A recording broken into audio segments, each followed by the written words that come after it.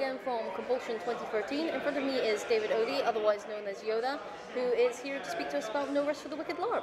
So, David, for those who don't know what No Rest for the Wicked LARP is, why don't you give them kind of a rundown on what it is? Okay, it's a swashbuckling LARP of adventure, politics and intrigue, inspired by the Warhammer 40,000 Rogue Trader setting.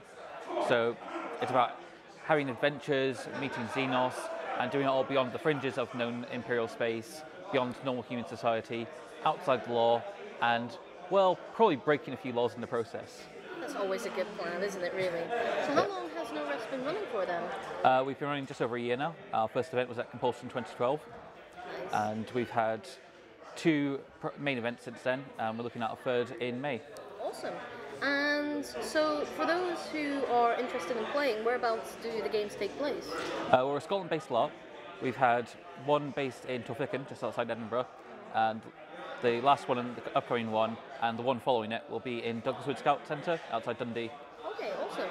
And so, if I'm interested in playing, for whatever reason, and I go, okay, I want to make a character, what kind of give me a rundown on what character creation is like and where I can get more information? Okay, well, first off, you can get more information on our website. It's www.norestforthewicked.org.uk. We've got 9 different character types. Yep. Those are our archetypes. So you could be a leader, a cleric, a navigator, a psyker, a sage, a scout, a tech priest, and I've probably forgotten one. Seneschal. Ah, there we go. Yeah, there we go. And you get a number of points for spending on talents. That's the things you can innately do. So leaders are good at inspiring people, archmilitants are good at hitting things, sages are good at knowing things.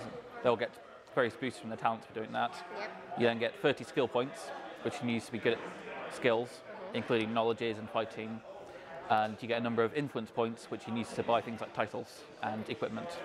Okay, so is it mainly combat? Is it mainly political intrigue? What kind of feeling will I get from it? It varies per event. We're a full contact LARP with combat, but we're also a very political, social LARP as well. Yep. Kind of a fusion between your standard fest LARP and an indoor theatre LARP. Yep. Our upcoming event, Council for Angels, we kind of build up being 70-80% politics intrigue and 20-30% adventure and swashbuckling. Yep. But our last event was more 50% combat and adventure, 50% politics intrigue. And our event afterwards, which we haven't named yet, is going to be more along the lines of 90% combat, 10% other. Awesome.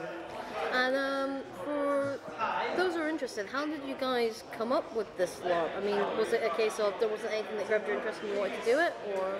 Well, there's another 40k LARP called Death into Darkness, which runs down south of England, and we were interested in it, we were looking at going, but it ultimately came down to, well, we looked at it and we went, it's all the way down Candleston, which is a bitch to get to.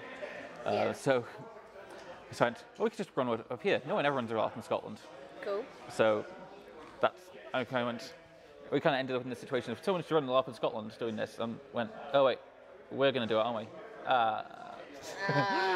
Right, and that was it. A year later, we ran our first event at Compulsion, and now we're on about the 4th iteration of the rules. Nice, as is tradition. Yeah.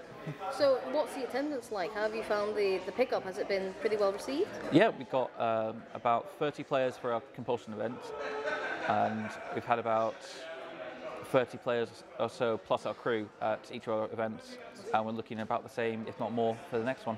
Excellent. So just to give a quick rundown again, where can people get more information? Where are the best places to contact you guys? And where do you talk about these things and sign up for events as well? Yeah. Well, our website, again, norestforthewicked.org.uk, has all of the information. It's got our forums on there, which is where we do most of our communications. But we also have an email list where we send announcements on. We've got a Facebook page that we keep track of. We've got a Google Plus group, Google Plus page. We're on Twitter, and you can email us at storytellers@norestforthewicked.org.uk. Awesome. Thank you very much for your time today. You're welcome.